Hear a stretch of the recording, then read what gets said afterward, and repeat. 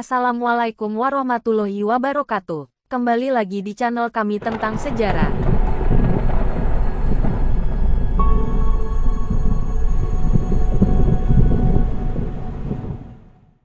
Sejarah dan karomah makam keramat Empang Bogor.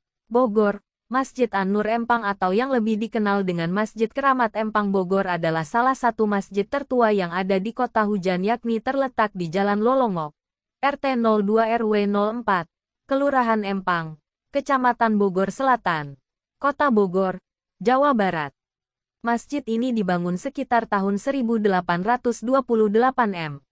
Dibangun oleh seorang ulama besar pada masanya, yaitu Habib Abdullah bin Muhsin Al-Ahtas yang berasal dari Hadramaut, Yaman. Kenapa dijuluki Empang? Karena dahulu area sekitar masjid itu dikelilingi oleh empang. Maka dijulukilah oleh masyarakat sekitar Masjid Empang Bogor. Di tempat inilah Habib Abdullah bin Muhsin Al-Ahtas juga dimakamkan bersama anak-anaknya yaitu Al-Habib Muhsin bin Abdullah Al-Ahtas, Habib Zain bin Abdullah Al-Ahtas, Habib Husain bin Abdullah Al-Ahtas, Habib Abu Bakar bin Abdullah Al-Ahtas, Sarifah Nur binti Abdullah Al-Ahtas, dan makam murid kesayangannya yaitu Habib Alwi bin Muhammad bin Thohir. Selain itu, ada pula seorang ulama yang dimakamkan di sini yaitu Habib Abdurrahman bin Ahmad Assegaf pimpinan Ponpes Al-Busro Depok. Dalam kitab Manaqib Habib Abdullah bin Muhsin Al-Ahtas disebutkan bahwa beliau adalah seorang waliullah yang berjasa dalam peradaban Islam di Indonesia. Nasab beliau tersambung kepada baginda Nabi Muhammad SAW. Al-Habib Abdullah bin Muhsin Al-Ahtas lahir di Desa Haurah, Hadramaut, Yaman, pada hari Selasa 20 Jumadil Awal 1265 Hijriah. Sejak kecil beliau mendapatkan pendidikan rohani dari ayahnya Al-Habib Muhsin Al-Ahtas. Beliau mempelajari Al-Quran dari Mualim Syekh Umar bin Faraj bin Sabah. Pada usia 17 tahun beliau sudah hafal Al-Quran. Di antara guru-guru beliau, salah satunya adalah Habib Abu Bakar bin Abdullah Ahtas. Selain itu Habib Soleh bin Abdullah Al-Ahtas, penduduk Wadi Ahmad, Hadramaut dan masih banyak lagi ulama-ulama besar yang menjadi guru beliau. Pada tahun 1282 Hijriah, Habib Abdullah bin Muhsin menunaikan ibadah haji pertama kalinya. Selama di Tanah Suci beliau bertemu dengan ulama-ulama Islam terkemuka. Setelah itu beliau pulang ke Hadramaut untuk memperdalam ilmunya. Pada tahun 1283 beliau melakukan ibadah haji yang kedua. Sepulang dari ibadah haji, dengan izin Allah SWT, beliau sampai ke Indonesia. Di Indonesia, beliau bertemu sejumlah waliullah dari keluarga Al-Alwi antara lain Al-Habib Ahmad bin Muhammad bin Hamzah Al-Ahtas. Awal kedatangannya ke Jawa, Habib Abdullah bin Muhsin memilih Pekalongan sebagai kota tempat kediamannya. Guru beliau Habib Ahmad bin Muhammad Al-Ahtas banyak memberi perhatian kepadanya. Saat ini, di samping Masjid Empang, masih berdiri rumah peninggalan sang pendiri masjid, yang kini ditempati oleh keturunannya. Jika ingin mengunjungi rumah tersebut, memang tak mudah, karena dijaga oleh Khalifah Empang yang merupakan keturunan beliau. Khalifah ini diamanahi untuk menjaga masjid, makam, dan rumah Habib Abdullah. Sehingga, kunjungan ke rumah tersebut harus seizin Khalifah Empang tadi. Rumah seluas 200 meter persegi yang merupakan peninggalan Habib Abdullah.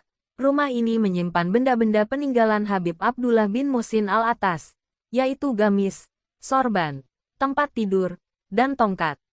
Di rumah ini ada kamar khusus untuk zikir dan 100 kitab agama dari jumlah semula 850 buku. Kabarnya sebagian besar kitab-kitab lainnya itu kini disimpan di Jamatur Khair atau di Rabitoh, Tanah Abang, Jakarta. Di antara kitab karangan Habib Abdullah bin Muhsin Al-Ahtas adalah Fathur Rabbaniyah, Ratibul Ahtas dan Ratibul Hadat. Dua kitab terakhir diajarkan setiap maghrib secara rutin kepada murid-muridnya ketika ia masih hidup.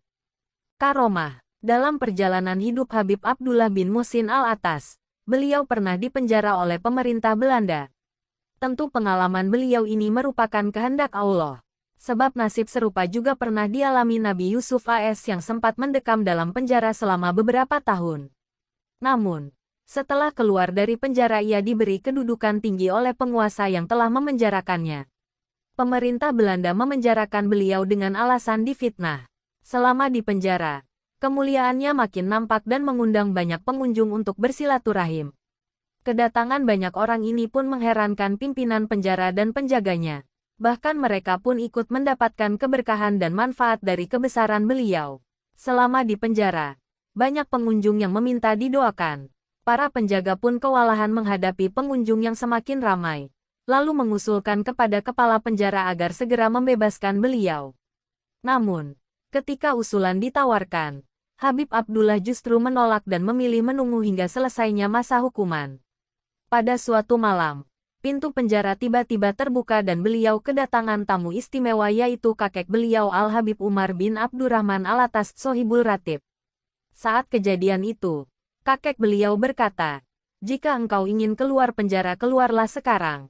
Tapi jika engkau bersabar, maka bersabarlah." Dan ternyata beliau memilih bersabar dalam penjara. Pada malam itu juga, beliau telah datangi Al-Faqih Muqaddam dan Syekh Abdul Qadir Jailani. Pada kesempatan itu Al-Faqih Muqaddam memberikan sebuah kopiah alfiah kepada beliau, dan Syekh Abdul Qadir Jailani memberikan surbannya kepada beliau. Ternyata di pagi harinya kopiah tersebut masih tetap berada di kepala Al-Habib Abdullah bin Muhsin Al-Atas. Padahal beliau bertemu dengan Al-Faqih Al-Muqaddam hanya dalam mimpi. Para pengunjung terus berdatangan ke penjara sehingga berubahlah penjara itu menjadi rumah yang selalu dituju. Beliau pun mendapatkan berbagai karomah yang luar biasa. Di antara karomah beliau, seperti diungkapkan Al-Habib Muhammad bin Idrus Al-Habsyi, Surabaya. Ketika aku mengunjungi Al-Habib Abdullah bin Muhsin Al-Atas dalam penjara, aku lihat penampilannya amat berwibawa. Beliau terlihat diliputi akan pancaran cahaya ilahi.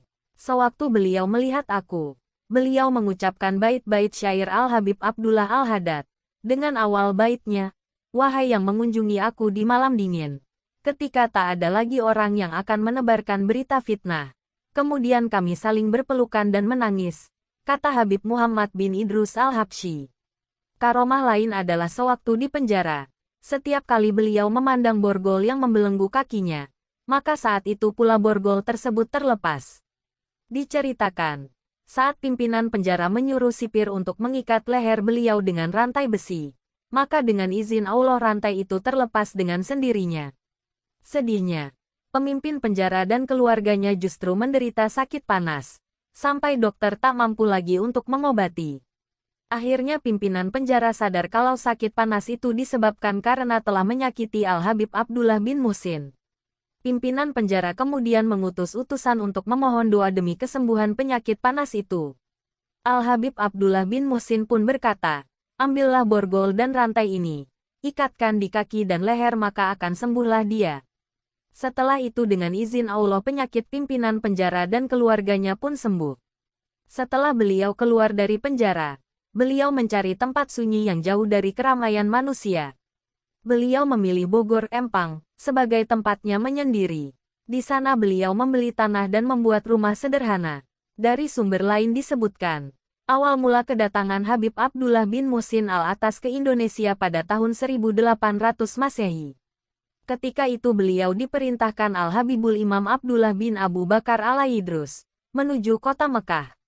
Dan sesampainya di kota Mekah, beliau melaksanakan salat dan malamnya beliau bermimpi bertemu Rasulullah SAW. Entah apa yang kisah mimpinya. Esok harinya beliau berangkat menuju Indonesia. Sesampainya di Indonesia, beliau dipertemukan dengan Habib Ahmad bin Hamzah Al-Atas, Jakarta dan beliau belajar ilmu agama darinya. Lalu Habib Ahmad bin Hamzah Al-Atas memerintahkan beliau berziarah ke Habib Hussein di luar Batang. Dari sana sampailah perjalanan beliau ke Bogor. Beliau datang ke Empang tanpa membawa apa-apa. Saat datang ke Empang Bogor, di sana belum ada penghuninya. Namun dengan ilmu beliau bisa menyala dan menjadi terang benderang. Diceritakan, ada kekeramatan yang lain terjadi pula ketika beliau tengah makan di pinggiran Empang. Kebetulan kala itu datang seorang penduduk Bogor berkata kepada beliau, "Habib, kalau Anda benar-benar seorang Habib keramat, tunjukkanlah kepada saya kekeramatannya." Kebetulan Habib Abdullah bin Muhsin Al-Atas sedang makan seekor ikan yang tinggal separuh lagi. Maka Habib Abdullah pun berkata, "Ya sama anjul ilaman tabis. Wahai ikan kalau benar-benar cinta kepadaku tunjukkanlah, maka atas izin Allah SWT, Seketika itu ikan yang tinggal sebelah lagi meloncat ke empang. Konon ikan tersebut sampai sekarang dikabarkan masih hidup. Kerap dikunjungi peziarah. Acara pengajian rutin setiap malam Jumat. Selalu diadakan pembacaan kitab Maulid Nabi Ad-Dibai, karya Syekh Abdurrahman Ad-Dibai, yang dibacakan di dalam masjid, tepatnya di ruang tengah yang hanya dibuka saat pengajian malam Jumat. Setiap tahun, acara Maulid Nabi Muhammad SAW yang diselenggarakan di masjid ini selalu ramai oleh para jamaah, bahkan dari luar daerah Bogor. Beberapa kali juga, mantan Presiden Indonesia, Susilo Bambang Yudhoyono turut hadir saat beliau masih menjabat. Jajaran ulama, dai, hingga tokoh politik pun acap kali terlihat hadir saat Maulid diselenggarakan di Masjid Empang. Seperti yang diungkapkan oleh salah satu peziarah asal Depok, Ridwan 40 bersama istri dan anaknya yang mengaku sering berkunjung ke tempat ini. Ia pun sengaja berziarah untuk mendapatkan keberkahan. Ya ini kan penyiar Islam. Saya memang sering datang ke sini sama istri anak untuk ziarah juga meminta berkah, kata Ridwan, kepada Okezone, Kamis tanggal 22 November tahun 2018. Jika ingin berziarah dengan tenang, baiknya jangan datang saat malam Jumat, dikarenakan amat ramai oleh para peziarah.